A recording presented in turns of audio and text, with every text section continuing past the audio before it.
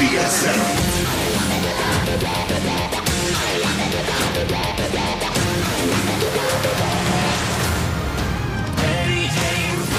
GSL Season 3.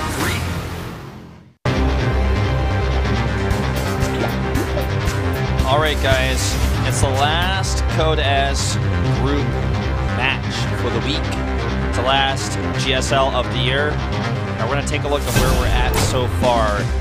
Trap already, making it to the winner's match, but was eliminated by Maru. Maru takes the first place spot in the group. Now he's got to play against Reality. And last time he beat him 2-0 pretty handily. So we'll see if in this rematch he can actually get things done. We saw Reality actually at the end of this match, and he was like scanning. And what I said was, they might rematch each other. Who knows? He wants to know all the information. And it's happening. But honestly, I mean, in that first matchup that we saw, Trap was dominating. He looked really, really good against Turn. I feel like Maru, again, is just on a different level from everybody else here. Yeah. And I feel like Trap is going to take this. If I had to predict again, I'd say 2-0 Trap. I also want to say, though, that Reality looked a lot stronger in his second best of 3.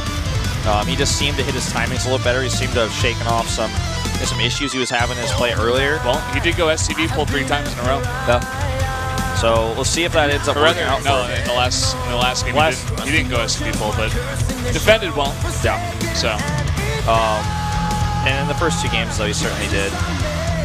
Well, America Round's the first map, and I want to agree with you, though. I feel like Trap is the favorite here, but I think it's going to go all the way to a game 3. All right, let's find out the second place player to get out of this group. Group C, the GSL round of 32. Up here at the top left in the red, the Terran player, he is Samsung Galaxy Can Reality. having some fans in the audience. Yeah, very vocal. There's a lot of people in the studio this week. It's crazy. The weather, how it is out there. Yeah. Down here at the 6 o'clock position in blue, teamless. Trap. Teamless Trap himself. Teamless Trap. TT for short.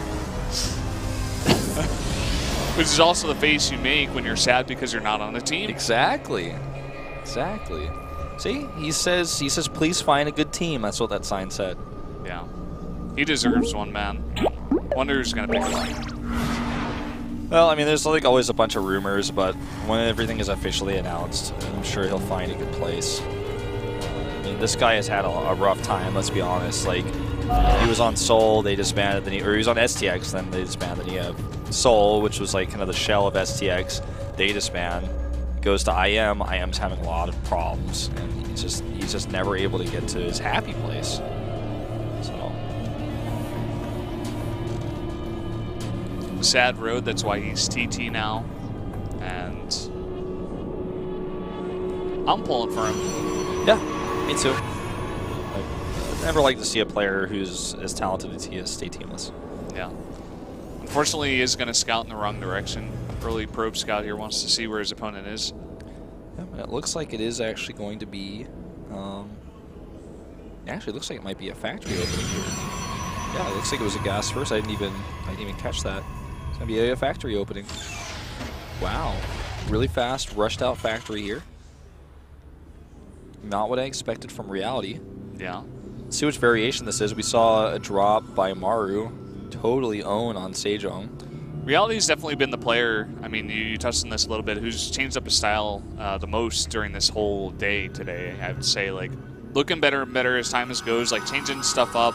He knows that his opponents have been watching his games. I mean, Trap definitely watched those games that he was playing against Hush, so gotta change it up, gotta take your opponent off guard.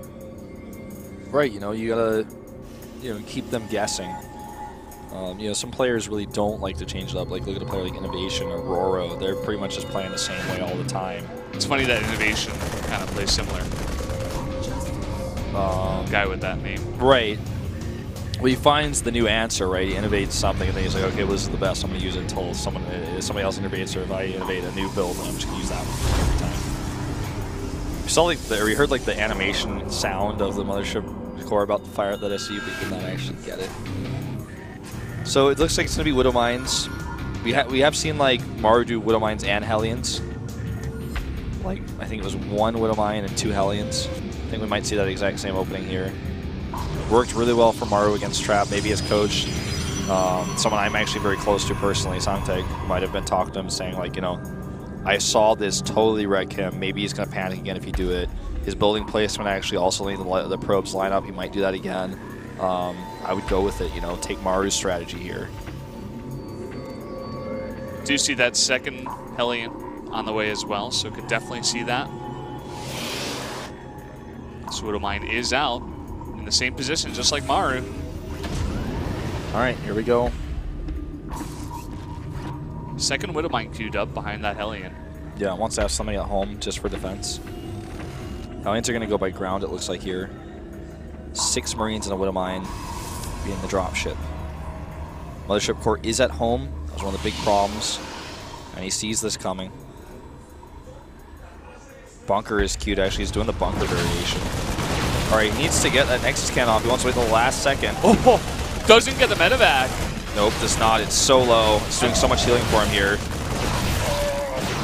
Actually doesn't really get a whole lot done with this. He's going to try to get that Observer. Gets it, which means that shot's going to kill the Mothership core. Not before it gets off the cannon, though. And will the bunker finish? No. And Trapman, well, some of the best drop defense that we've seen in Korea. That was always what I like to point out about him since his very beginning of his StarCraft II career. But in this case, you know, lives up to that reputation. Now suddenly Reality not having even half the success that Maru did. Yeah, is a very uncomfortable place. Maru's was just a little bit different. He went into the main base from behind on Sejong with 2 Hellions and a Widow Mine, and he attacked at the front with the Marines. During this attack, I mean, the Hellions were attacking at these Stalkers and not doing much. Trap pulled back the probes from the natural really early, so they weren't getting any damage done there, and frankly, it just didn't do much here for Reality. No. Well, let's see how this game transitions out, because this game isn't over yet. Reality has another drop queued up here. 2 Widow Mines in this one with just a few Marines for support. And this time he won't have the Nexus Cannon to support him.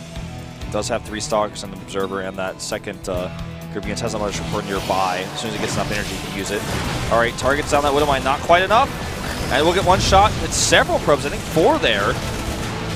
Yeah, getting a decent amount of kills here. Still fighting. That other one gets another probe kill here. Did he save the other one? Is that in the medevac? Like, I didn't even see that pick up. I'm not even sure. No. The other Widow Mine, you mean? Yeah.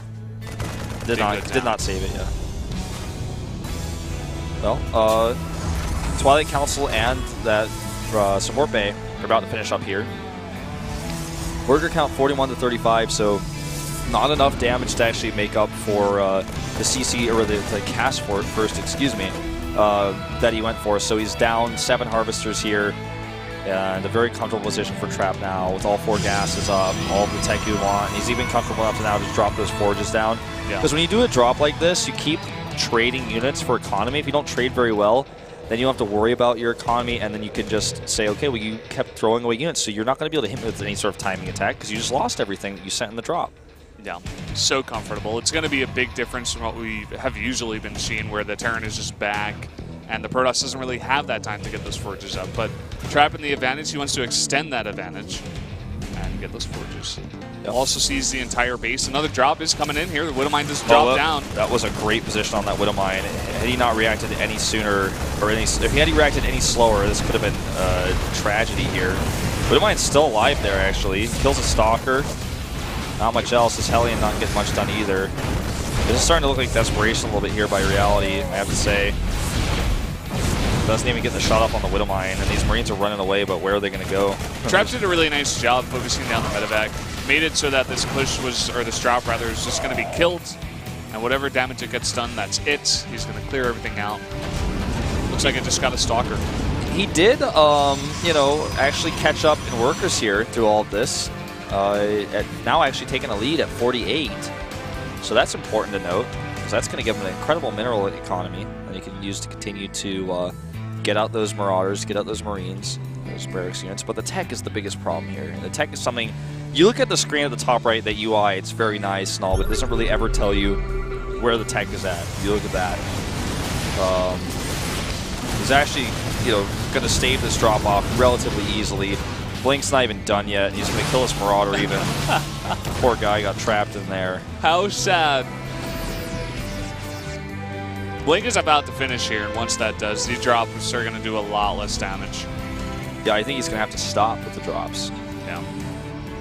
And the 1-1 is going to be done here way before Reality's upgrades. Trap he can start 2-2. Just in a really good position right now. Reality just trying to use this big army that he has, try to split it up, trying to find weak points, trying to find openings. He's trying to be a Maru. Yeah, that's what he's trying, but good scan there.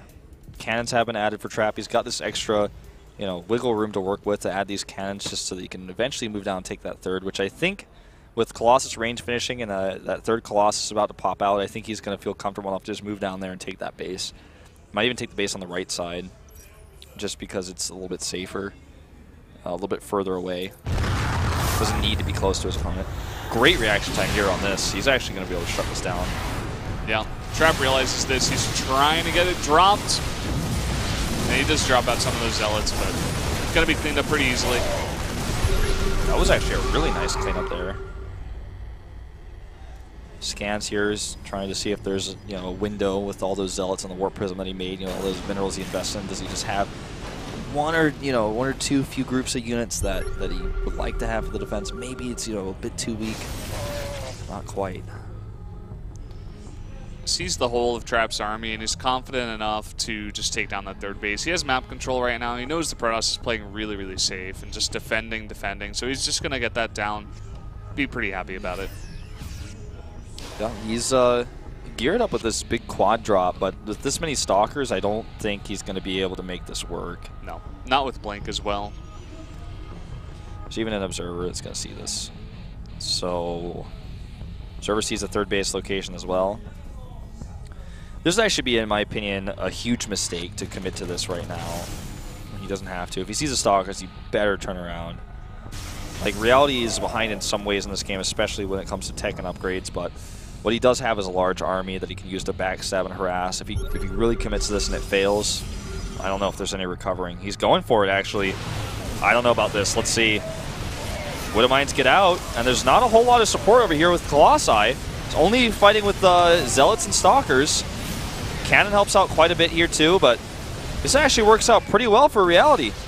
Yeah, and the whole army of Protoss is coming back here, and a huge drop coming in here at the natural as well that he hasn't even realized just yet. Finally pulls those probes, gets a decent hit out of that one Widowmine as well, and that one Colossus is pretty vulnerable. His units are just sitting back here to deal with the Widowmines, but that means that the natural is a little bit more exposed. He still doesn't have actually... Oh my god. Oh, that was so close. He still doesn't have the third base. Keep this in mind as well. Yeah, his Observer is totally out of position. He has to bring that one all the way back. And he has, you know, he has only one at home, so he can't have it in both locations. That Widowmine just got active. That's what that noise means, man. That explosive payload is ready to fire. All right, does clean them all up now, very carefully, very safely, but a lot of lost mine time. In Reality, has made his way back into this game. And he was really confident in those drops. He came in at a good angle.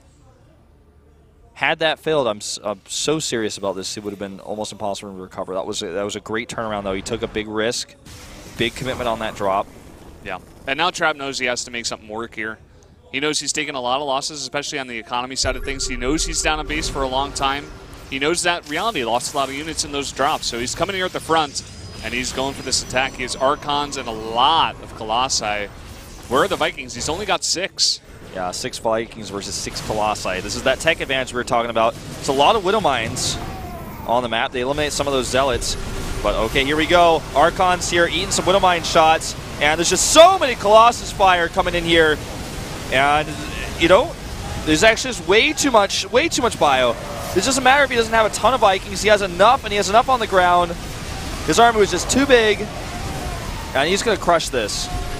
He has crushed it already. There's no anti-air here for the Vikings. They're just chasing down those Colossi, running away as fast as they can, but one more is going to go down. He pulled those SCVs, too, at the last second. That's cost him a lot of economy. But with the advantage he has right now, it's going to be hard for Trap to hold on to his bases or even ever take a third base. With mules, he can be okay with 25 harvesters. Look at the economy at the top right. When the mules are dropped, there's only 1 active right now. When there are 3 active, he's going to have a comparable economy, especially once he starts eliminating some of these probes if he can make this engagement work. Vikings just ignoring the Stalkers, trying to target those Colossi down, keeping them at the back. Oh, boy. They're so low. Solo even scans on the high ground. If he wanted to go up there, he could have, and he's going to try to get that Colossus. One more shot would have done it, but he's just... All right, now he's going to get it. There's no gateway units left. Finally, it goes down. And what a turnaround there. Very well played by Reality. Takes a big risk with those drops. Takes a good engagement. Very confident with fighting with low counts of Vikings. He's done that a lot today. Very well played. I mean, I actually wasn't expecting this. I predicted Trap 2-0. That was obviously wrong. Reality looking really strong. Showing that he doesn't want to go down without a fight. He's got his 3rd win in a row here. Trap, man, you got a feel for him here. He's feeling rough being in this situation now. Reality very, very frustrated with how things started off, but now he's one win away from making it in the round of 16. He's giving me a reality check, man. That was actually pretty impressive to watch him take both of those fights, the Game 3 fight and then that fight there at the end. Just he's targeting so well with his Marauders. He's making these low Viking counts actually work. It's actually terrifying. Yeah. Really good turn play out of this guy. He's 1 win away of making it to the next round. So what does Trap pick here for the map? It's Overgrowth, 4th time. Yeah, Frost picking it every single time. Every time. Yeah. And he looks stressed, man. Reality's actually, he gives a nod in the booth. He actually, for the first time, looks like confident here. Like, he's like, okay, I actually have this now. I've got 2 more chances. I lose the next game. I go to a Game 3 on my map. Man, this is a very uncomfortable place for Trap to be right now. What's Reality going to do here? I think he's just going to play straight up. I don't think we're going to see him do any gas first, drops. Most likely going to be doing something very standard. This is our last best of